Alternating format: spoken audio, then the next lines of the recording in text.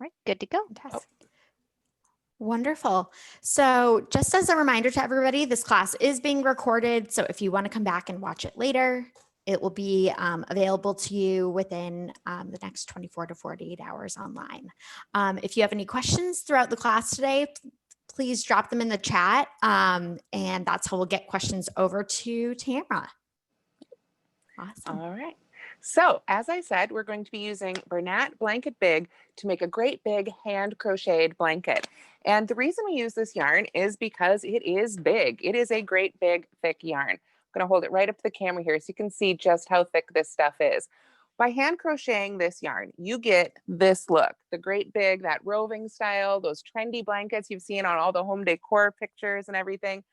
And the great thing about making it with this yarn is not only do you get the look, but you get an actual usable blanket. So many of those blankets that are sold for home decor use will fall apart if you actually use them or wash them. And this stuff, because of the way this yarn is constructed, it's not going to fall apart on you like that. It isn't a roving, it's a chenille. So it's going to stay put together and it's washable and dryable. Something you can't say about those other yarns and those big roving style blankets. So this is a fantastic yarn to use for these handmade projects like this. Now, to teach this, basically this technique, it's a pretty simple technique. We're going to be using our hands instead of a crochet hook. So I'm going to sometimes refer to a 3-finger size loop or a 2-finger size loop, and that's how many fingers I'll be using to crochet those loops. Now, everybody's hands are slightly different size, so every project's going to be slightly unique. If you find that you need to use more fingers or less fingers to make your loops, to make them look good, and to make loops that you're comfortable working into, then that's absolutely fine. I'm just going to share what worked best for me. And then towards the end of the class, I'm going to share some tips on how you can figure out how many balls of yarn you'll need to use to make the blanket that you want to make and the size that you want to make it. Now, for this class, for 4 balls, I come up with a 36-inch by 36-inch blanket that is 16 stitches wide and 18 rows long. And again, I'll be demonstrating how to make those stitches and rows here in just a moment. But that is the basic for this pattern. Of course, then there's not a stitch multiple or anything like that. So you can really just make it as wide and as long as you want. So let's go ahead and get started. I'm going to bring my over the hand camera here right in front of me, and we'll switch over hopefully so we can see what I'm doing with my hands. So let's see. I'm sorry guys. I don't know if you guys can see my hands. I'm still seeing my face. You're good. I can see your hands. Okay, great. There's something goofy going on my end, I guess. I'm just not seeing the same stuff as everybody else, but that is fine. I will just stand up here and continue looking into my camera. Okay, so here we have the end of our yarn. Let's see. What I'm going to do is I'm going to start by making a slip knot. So to make a slip knot, what we want to do is, it says, I'm getting a note from everybody saying they cannot see my hands. It does seem that if you go to speaker view, that you should be able to see it, everybody. Those of you that are having trouble. So yeah, go ahead and go to speaker view. And then, Tamara, you're going to have to unmute yourself. Sorry, I think I accidentally muted you. Oh, and now I'm unmuted. You're okay. Good. So yeah, so everybody make sure you're in speaker view. And if you are, go ahead and scroll through the videos to find Tamara's overhead video. And you can either right click it or hold down on it if you're on an iPad and select pin video. And if neither of those tricks work, go ahead and leave the class and come back in, and that should fix the issue for you. Yeah. Thank you so much. Yeah, there is there was a big Zoom update today, so we're all kind of learning here as we go a little bit on the fly. So let's go ahead and get started. We've got the end of our yarn here, and I'm going to come in about 8 to 12 inches or so. And the reason I come so far in to make our slip knot is because this is a really thick yarn. So it's going to, each little stitch is going to use up quite a bit of yarn. So we want to come in about a foot or so, and then we're going to make a loop. So I'm just going to create a loop with my yarn like so. Let me pull this out of the way a little bit so we can see it right there. So we've got our yarn end there, and I've just made a loop with that end. Then I'm going to take that end and put it behind the loop. Okay, like so. Then I take that loop and pull it up through. I take that end and pull it right up through that loop. And I want to kind of hold on to those ends there and secure them a little bit so we can get that first loop made like so. So I'm just going to pull that on out You just pull on your ends and it'll pull right back out. That is a slip knot, so let's do it again together. I'm going to come in about a foot or so into my yarn. I am going to create a loop going right over like so. Then I've got my tail end. Get that tail end behind the loop. Grab that end in the middle of the loop right there. Hold on to those ends so that it doesn't pull through all the way, but then we can just start pulling on that until it tightens up into a slip knot right there. If you're having a lot of trouble getting the slip knot, it can be a little tricky. So what you can do instead is just tie a loose double knot like so and leave a nice sized loop about 3 fingers or so in size, like so. If you are left-handed, it shouldn't make a difference. You would just make that loop, you know, with your other hands basically. But this technique works the same for right or left-handed. So let's do that one more time. I'm going to just pull those ends, which is the great thing about a slip knot. You pull those ends and it just pulls right out. We come in about a foot or so from the end, make a loop with our yarn. Now we can see our end again right there. I'm actually going to give myself a little more space there. There we are. Put that loop that we've made on top of that end and then grab that end. We're going to grab that end and just pull it up right through that loop while we hold on to that end and this end of the yarn to secure it. So you can see when I just pull up on that, it creates this loop. So if it's a little too big or a little too small, you can adjust it by pulling on those ends, like so. And you can adjust it to be just the right size for you. Okay, so again, you want that first loop to be about a 3-finger sized loop. You can see I've got 3 fingers in there, so that's what I mean by that. So that is how we make the slip knot. Excuse me. Now I did see some questions coming up about if you have the Bernat Blanket instead of the big.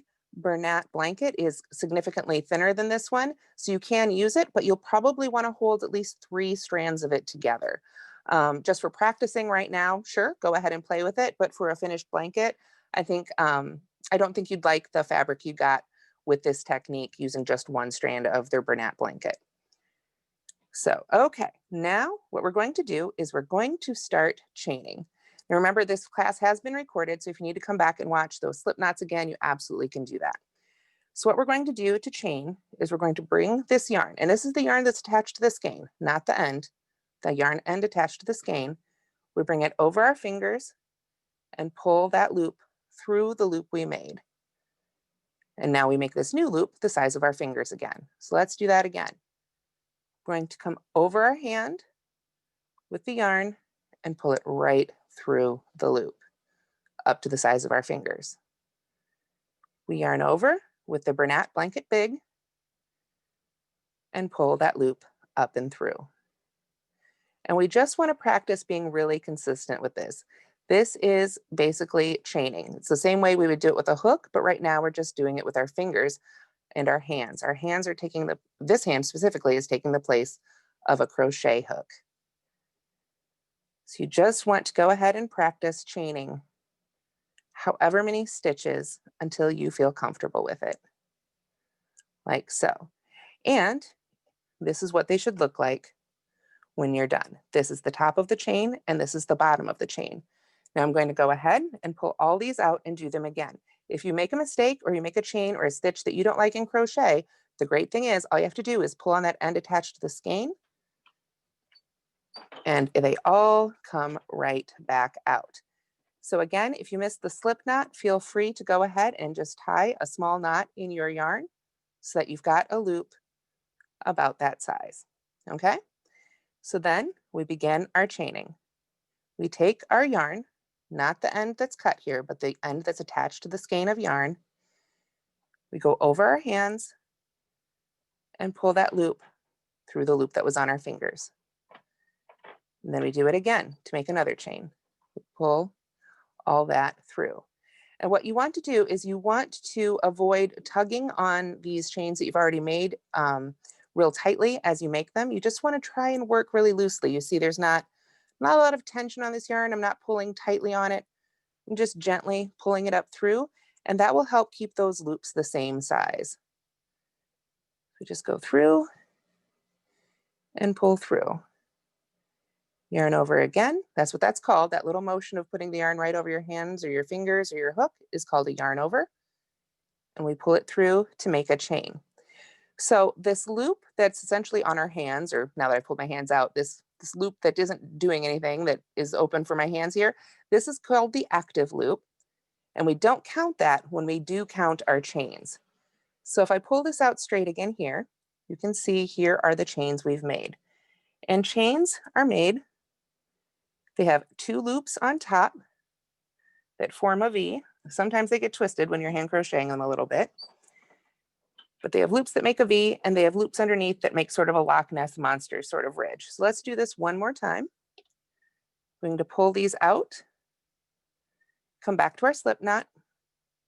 We insert our hand, yarn over, and pull that loop through. Yarn over, and pull that loop through. Yarn over, and pull that loop through. And that is chaining. Pull that out straight here. Here are the tops of the chains. And you can see they sort of form little V's right there. And we turn it over underneath, we have the back of the chain. And if you look at the back of the chain here, from this angle, try and get it the right angle here, you can see it sort of looks like the Loch Ness Monster, those Loch Ness Monster pictures you see, you know, the humps on the water. Those are the backs of the chains, and those can be a really great way and a little bit easier for beginners to spot on their chain and help them count their stitches. So if you look for those on the back of your stitches on your chains, you should be able to see how many chains you've made. So for this little section right here, I've made 3. We've got 1, 2, and 3. We don't count the loop that our hand just came out of. And for those who are asking, yes, this will be posted on YouTube when the class is done. So as I said, you just keep chaining until you've got the width of the blanket that you'd like to make. So however many chains that is, don't worry too much about it unless you're looking for a very specific size. You can just do however many chains you'd like for the width. Then when you've got your chains made, it's time to make our first row. And we're going to be making what's called single crochet stitches. It's the simplest crochet stitch after chaining, and it's sort of the basis of all the other stitches. But what we want to do before we make our first single crochet is we want to skip the stitch that's the chain that's closest to our hand. So we've got this loop on our hand right here. If we turn over and look at that back, look for that Loch Ness Monster hump right there. This is the chain that's closest to the hand. We want to go ahead and skip that one. What that is going to do is that chain right there is going to act as a little ladder that lifts us up to the height for the rest of our first row. That's called the turning chain. That'll make a little bit more sense when we get to row 2. But for now, we just skip that one and we find that second chain right there. Now what we want to do is go ahead, and we've still got that loop on our hook. We want to insert our hand right under that back loop as well, and then grab the yarn again that's attached to our skein. And once again, we can yarn over and pull that loop up and through the chain. So now we have 2 loops on our hook that are, or excuse me, on our hand that are the same size. Yarn over again and pull through those 2 loops. And don't worry, I'm going to be doing this a whole bunch more times. So we pull that loop up to the size for our hand again. And then we come back to our chain and we look at it. There's the chain we just worked into, so we find the next one. We keep that loop on our hook, go in under that loop right there, yarn over with our yarn, pull it through just that chain loop right there. So now we can pull it up, and those 2 loops are the same size. Yarn over again and pull through both of those loops to finish our single crochet. So if I come back here and set those out nice, you can see we've now made 2 single crochet stitches. And let's go ahead and take a moment and look at the stitch anatomy a little bit here, because learning to read your stitches is something that I think challenges every new crocheter, but it's such a valuable skill to have. We've made 2 single crochets here, and you can see these 2 vertical bars right here, that's the front of our stitch. If we turn it over and look at the top where our loop's coming out, you can see there are those V's again. They're a little bit easier to see here on the single crochet stitches than they were to see on the chains. But each one of these little V's, if I turn it this way, it's kind of easier to see. There's a V there and a V there. Those are the top 2 loops at the top of the single crochet stitches we just made. So we can count those as well. 1 and 2. So again, if you need to be able to start this without a slip knot, you can just tie a double knot to create a loop this size and start chaining from there. So we'll continue on across our little chain here. It's always, good to take your time and lay it out. Find that next chain. You can go in there. Now we've got our working loop. We've gone into the chain loop. We yarn over with our working yarn. Pull that loop up to the same size. Yarn over and pull through both of those loops to finish our single crochet. So now we've got 3 of them made here on our little swatch. We'll pull up some more yarn. You do go through this yarn pretty quickly with this pattern. So like I say, for a 36-inch by 36-inch blanket, I ended up using 4 skeins of it. So if it's getting a little tangled or whatever, just take your time and untangle it. There we go. Alrighty. So now we can come back to our active loop. And this is another tip I'm going to go ahead and throw in here. If you need to put your project down, come back to it. I think we've all had to do that, right? The kids are yelling, whatever. Then what you want to do is when you come back, look for that active loop and make sure that the part of it, if I pull down on this skein, you'll see this side of the loop is what's trying to go back in. That means that side of the loop is the side I want to have in front, the side that I want facing me. That will help keep your stitches more consistent. So then we come to the next chain, go in there, yarn over again, pull up a loop, make sure they're the same size, yarn over again, and pull through both. And I think we've got one more chain here on our original chain, so I'll go ahead and work that one, and then we can take another look at how we start row 2 here.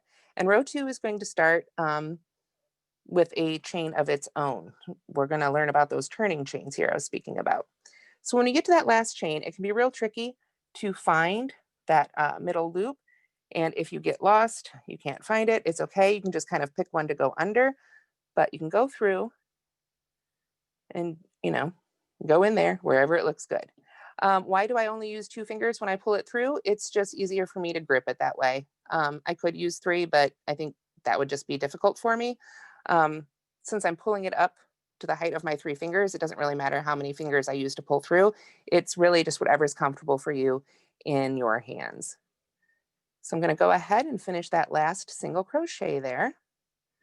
So now you can see on our little swatch that we have, looks like 1, 2, 3, 4, 5 single crochet stitches made.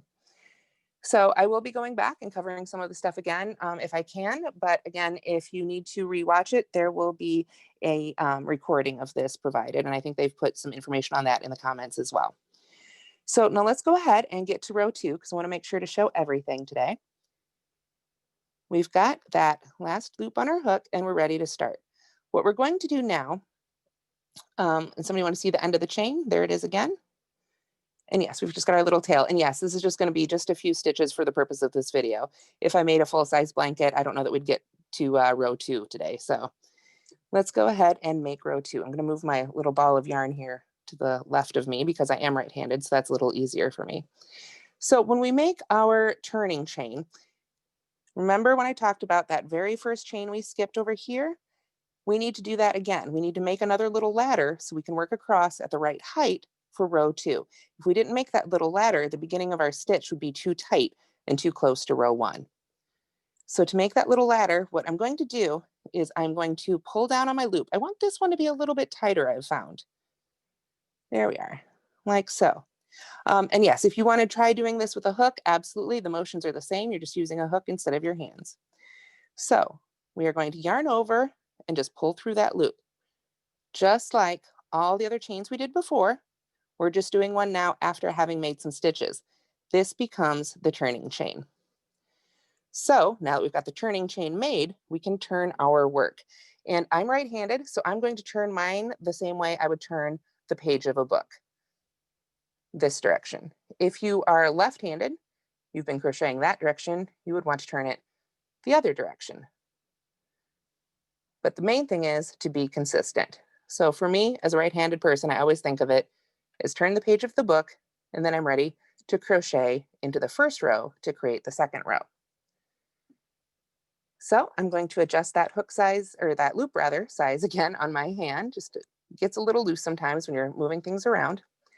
And then I am going to look at the tops of those stitches in the previous row, in row 1. Remember we talked about this is what the top looks like, and it's got 2 loops. There's one closest to me and one furthest away. And what we want to do is we want to look for that little hole. You see how there's a little hole underneath those 2 loops right there? And that's where we're going to go in to create our second row of stitches.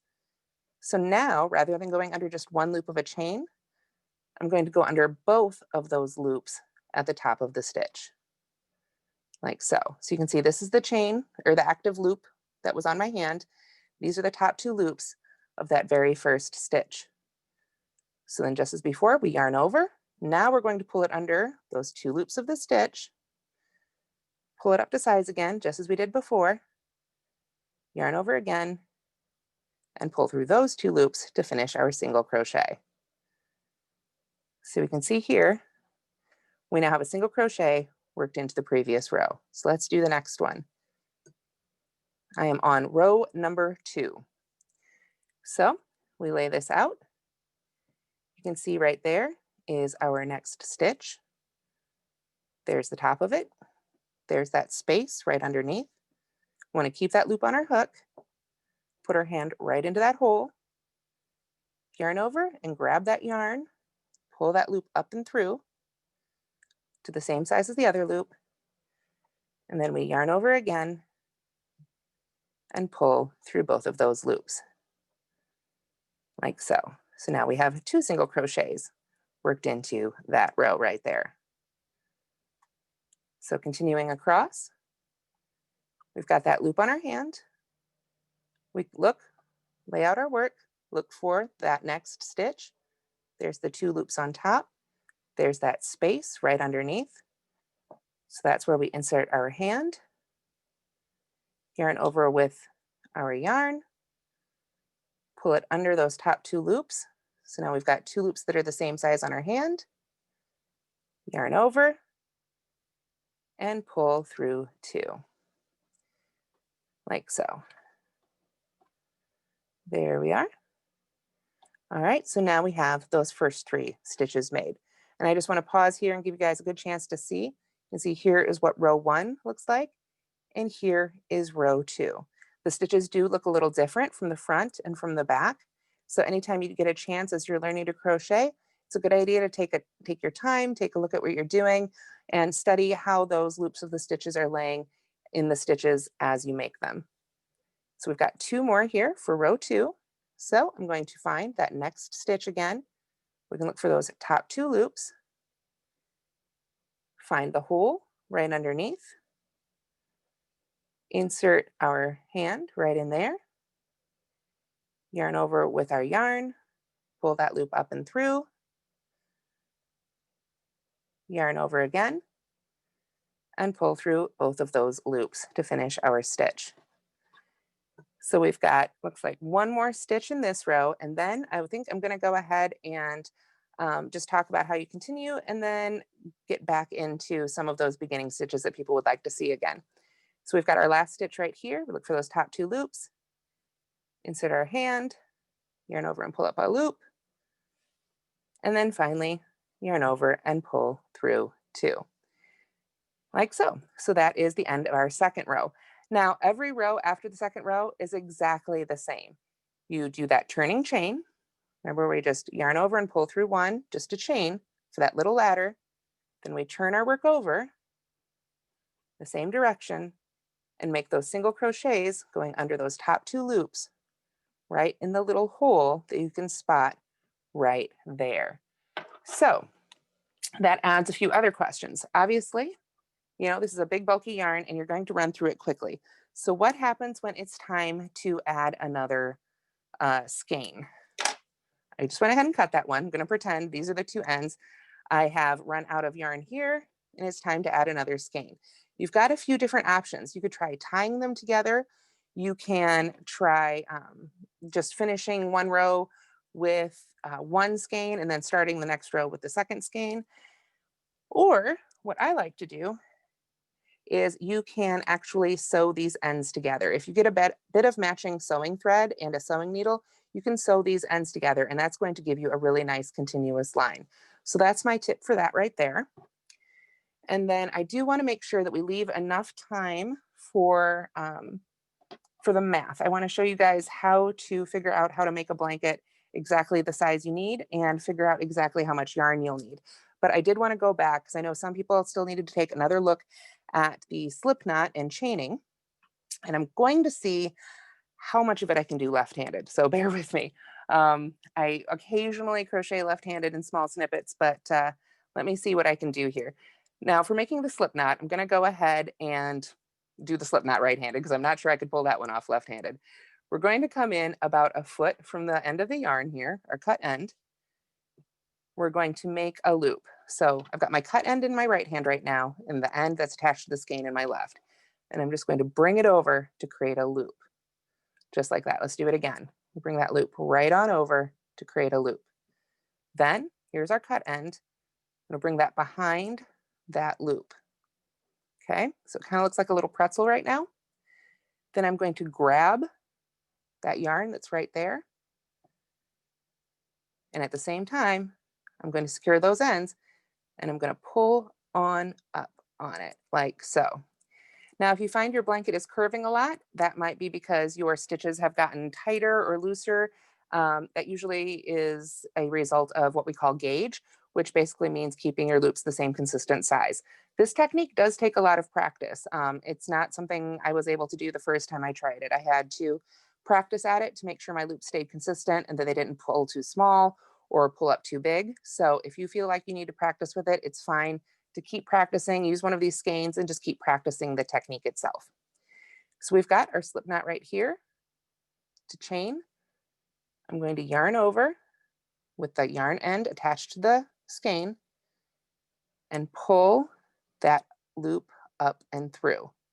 I want to pull it up to the size of 3 fingers again. And that right there is one chain that we've made. We don't count the loop on our hand, just what we've made. Then we yarn over again and pull that loop up and through. And now we've got 2 chains.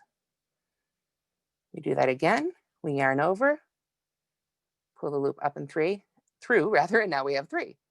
So if we take another look at those chains, there's the top of the chain where you can see they sort of look like little V's. There's 1, 2, 3 V's. And if we turn it over, you can see a line of humps that always remind me of the Loch Ness Monster photos right there. And those, the back of the chain, is where I really like to work into for this pattern because it's a little bit easier. So I said I was going to try and do it left-handed. Let me pull these back out here. I've got that loop on my hand now. So left-handed, I'm going to actually go ahead and move my yarn over to my other side now. We are going to yarn over, which means come back to front over our hands and pull that loop up and through. So that's one chain. To do it again, you got to flip it over. If it's a V on one side and flip it over, it should be the Loch Ness Monster on the other side. So we yarn over and pull it through. And again, up to the size of 3 fingers. A little clumsier at this one because I'm not naturally left-handed, but you get the idea. Pull up and through.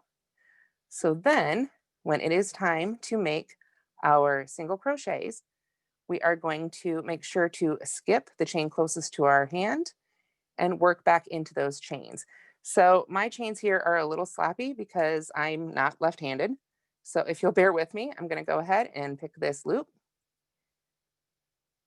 go into that chain, yarn over, pull that loop through the chain,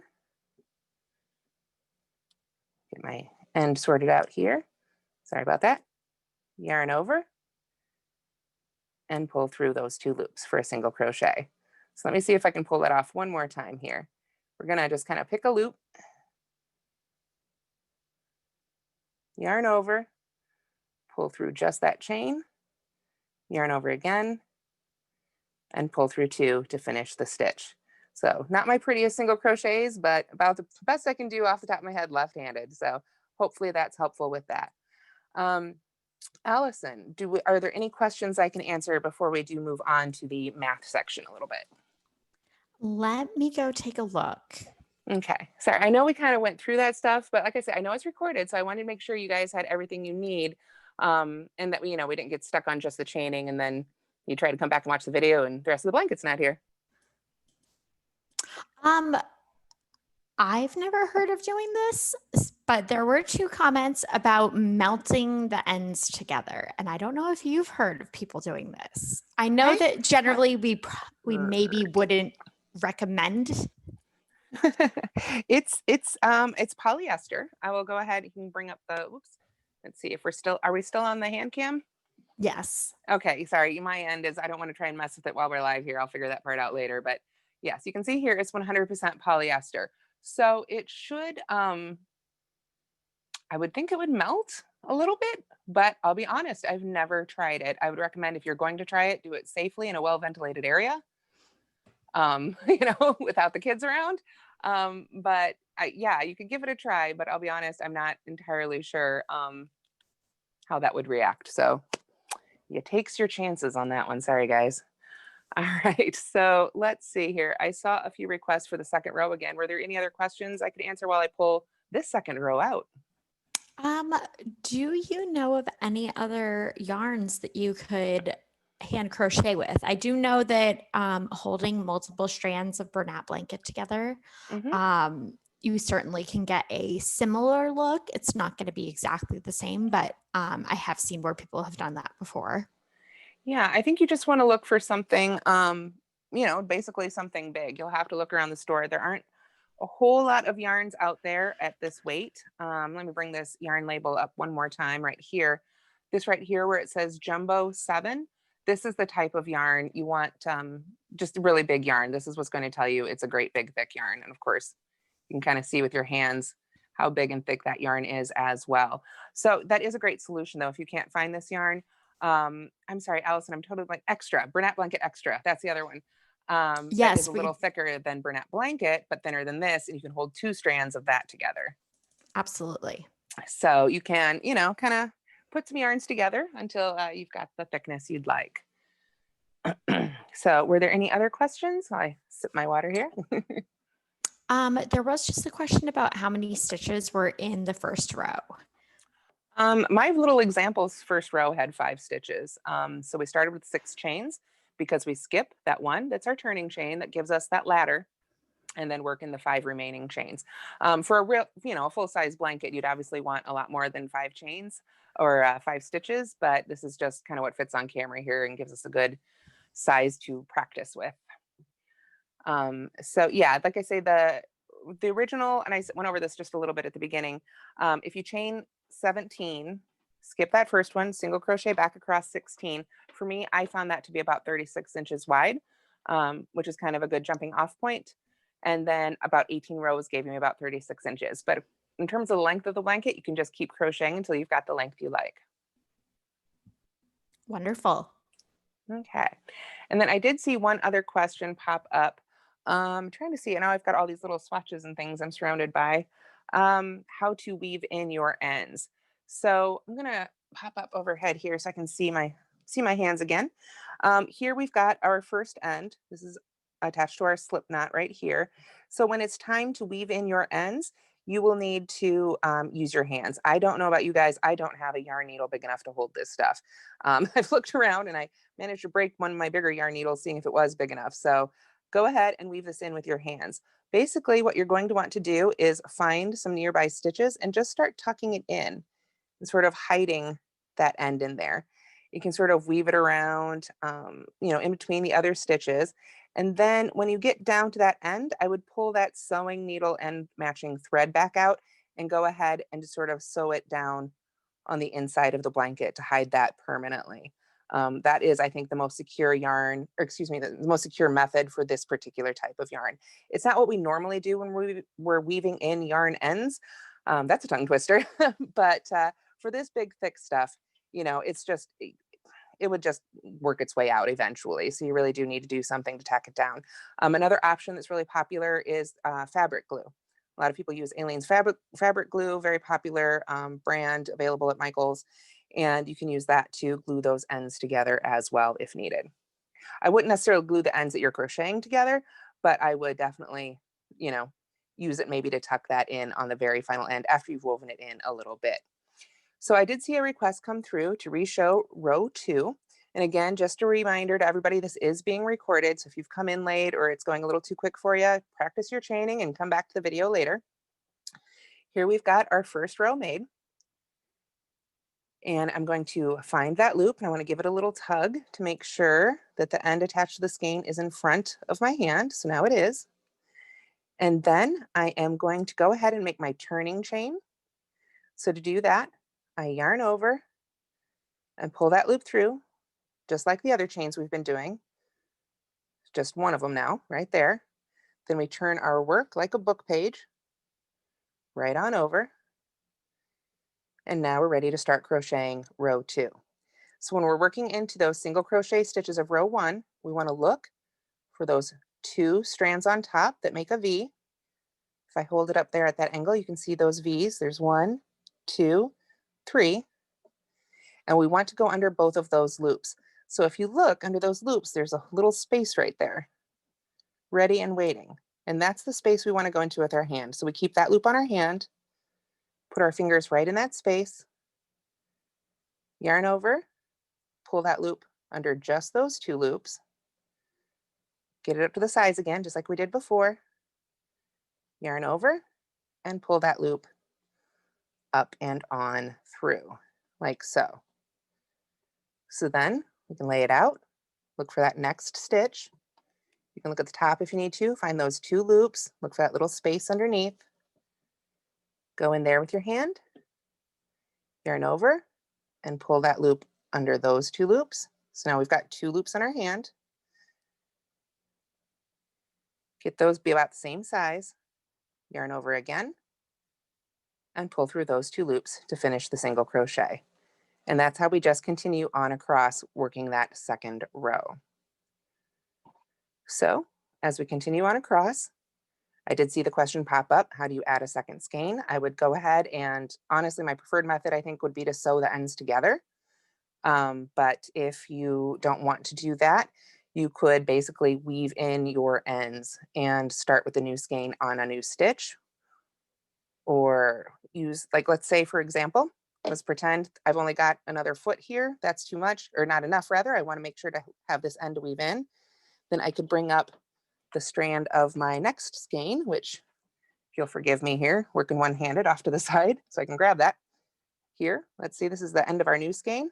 I could grab that and finish my stitch with the new skein, like so. Let that end hang out there in the back and just continue crocheting with our new skein, like so. And then those ends of that skein, you can just weave in as I just showed, or sew them in, tack them down, however you like to do it. So there's a couple different methods there for adding another skein to this yarn. So were there any other questions I could answer? Oh, let's see. Are you going in the same hole once or twice on row? You're only working into each of these spaces once. So I would come back and work the other direction here for row 3. And again, I would just be going under those 2 loops once for each stitch, like so. So sorry, Allison, was there anything else I could answer before I kind of try and explain the math a little bit?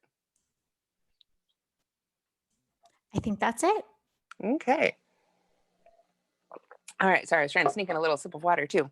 All right, so let's talk a little bit about the math of this stuff. And don't get scared. I'm going to keep it just as simple as I can. It's not a complicated thing, but do bear with me. I am not, math teaching is not my first thing that I know how to teach. So let's say you have been crocheting and you have found that when you crochet your choice of yarn with your choice of number of fingers, then you get let's say you get a 36-inch blanket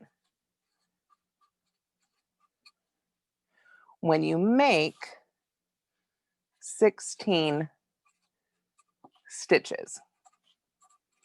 These numbers may or may not be true for you, okay? These are just some numbers that I've been pulling, these are the numbers that I got with this blanket, but different blankets, different projects, different people are going to have different numbers.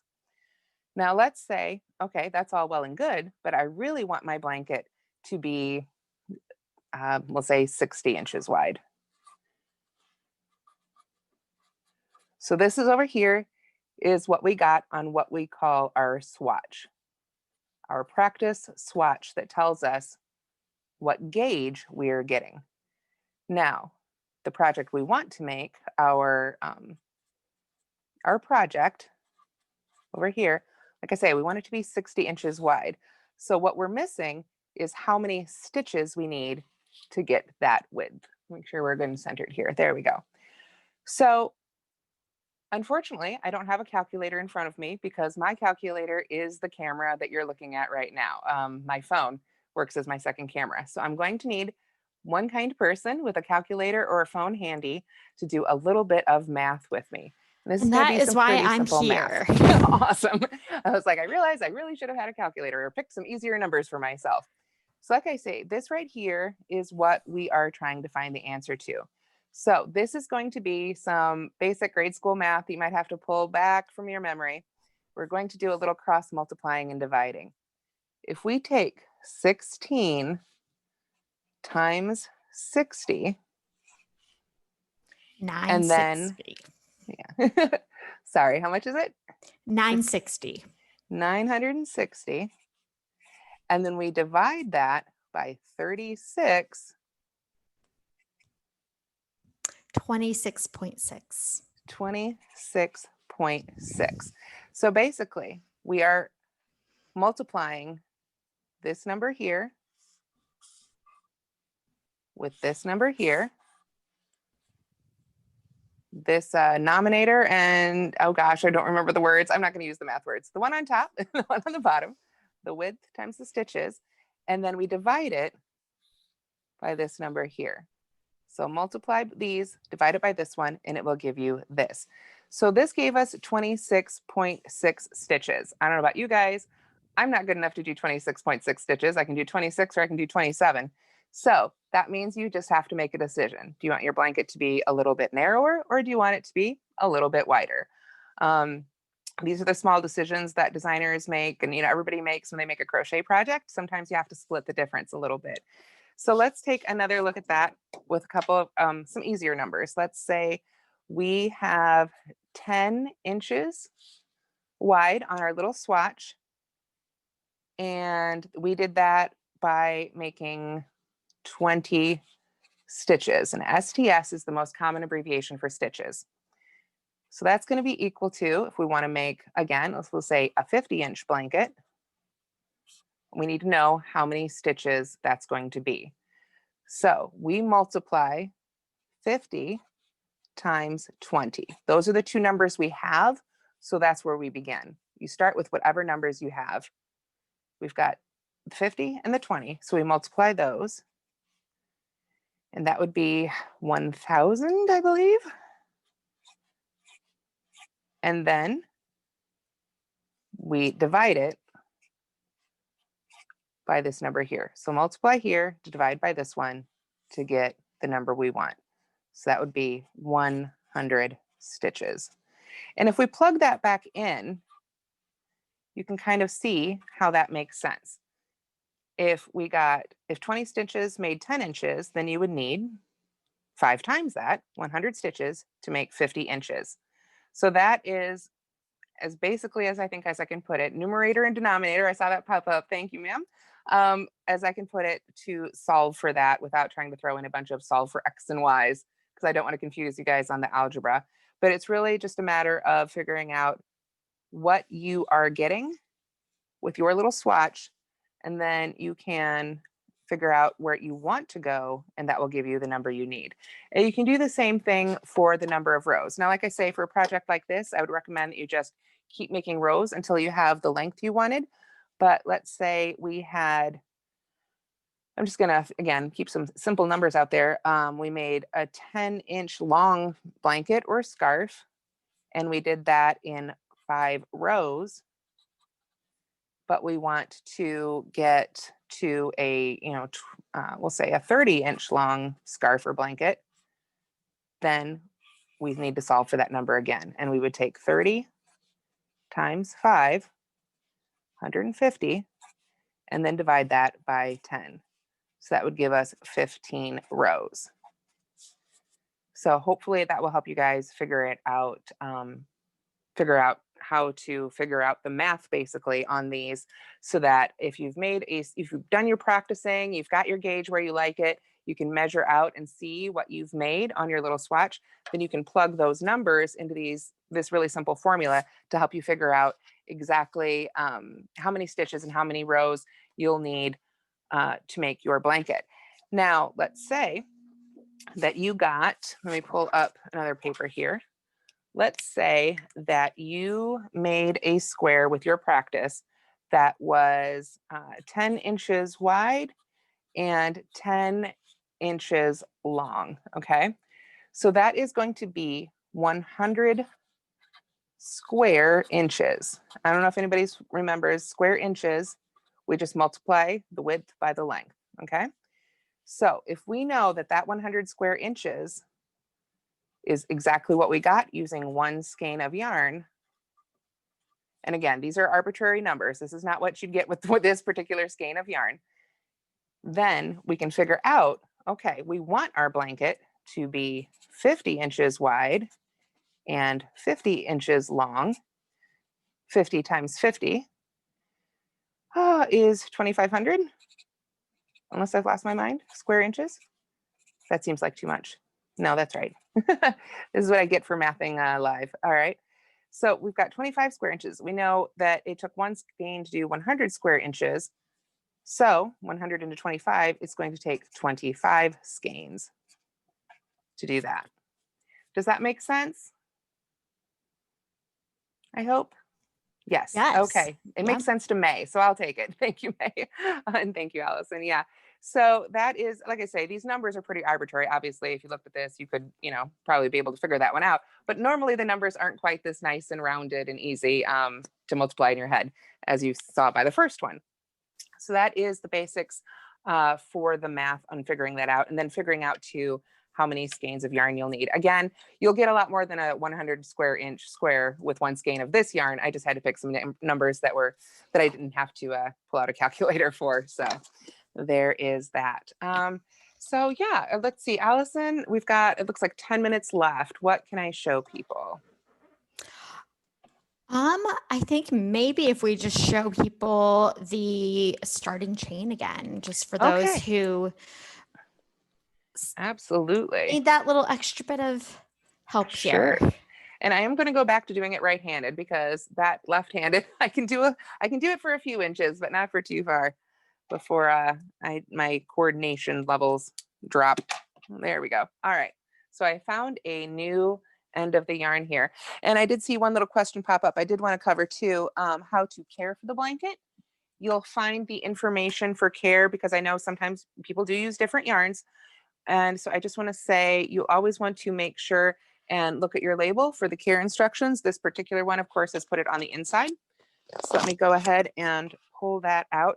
Just like, any clothing you might buy from the store, yarn always comes with care instructions. So if we go ahead and rip open our label here, there we are. You can see right there, machine, wash, and dry. Wash in water, not exceeding 85 or 30. So basically warm on delicate, tumble dry, low on delicate. Do not iron or press or dry clean or bleach. So that is your care instructions. And I'll show the finished blanket here in just a minute after we make some chains. All right. Now, in terms of the edges, yeah, I'll show that here too in just a minute. Sorry, I don't want to get ahead of myself. Okay, so let's start one more time from the very beginning. We are going to start with the cut end of the yarn, go in about 1 foot or so, And then we make a loop with our yarn like so. Put that loop on top of that cut end, or put that cut end under the loop, however you want to think about it. And then that right there, where we can see that end peeking through, that's where we grab it and pull up the slip knot like so. There we are. And if you need to adjust that a little bit, you can pull on those ends, change the size of it until it's comfortable on your fingers. Then to begin our chain, we yarn over, and that means we're bringing the end of our yarn that's attached to our skein here up from the back over the front of our fingers before we pull it up through that loop to the size of our fingers again. So we pull from the back to the front. So once again, back to front over the top of our fingers. That's why I call it a yarn over. And then we pull that loop up and through to make the chains. Yarn over and pull up and through. Yarn over and pull up and through. And that is the basics of the chains. So let me pull the finished blanket right up here in front of the small camera, because I saw one question pop up there about the edges. And I like the edges left sort of, I guess you could say, raw or uncovered with this particular pattern. If you wanted to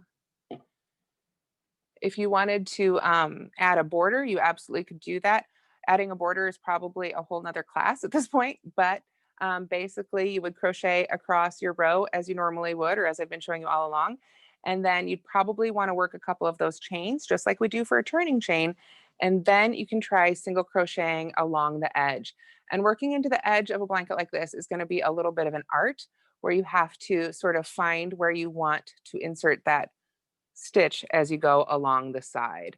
My best tip for that is to just try and be consistent, and don't be afraid to pull it out. You saw on a lot of the little swatches I was making today, if you pull on that end of the yarn that's attached to the skein, those stitches will just pull right out and disappear. And then you've got your yarn again, and you can start over and make those stitches look just as good as you'd like them to look. Was there anything else here I can show on the hand cam, Allison, before I show the finished blanket again? I don't think so.